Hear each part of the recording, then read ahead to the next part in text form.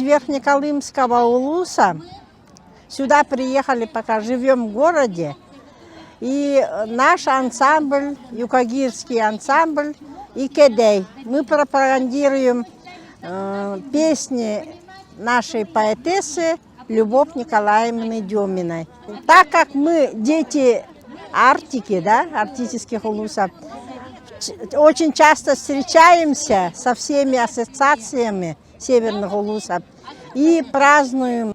Для нас День Арктики – это объединение всех народов, малочисленных народов нашей республики Саха-Якутия.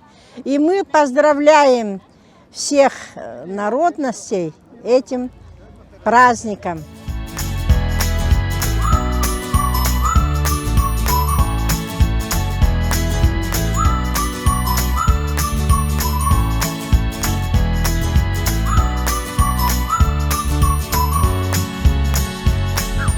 Естественно, значение нашей Арктики для всей страны это огромное. А для республики она, конечно, очень важна. Половина территории нашей республики это Арктика.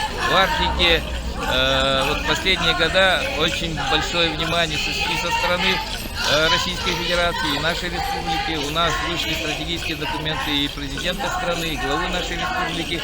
И уже вот эти стратегические документы начали исполняться.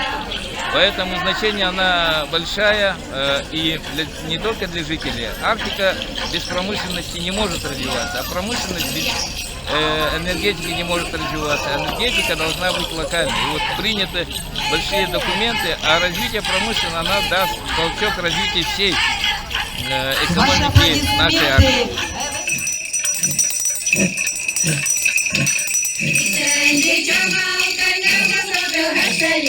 Ayasta biseka zbiri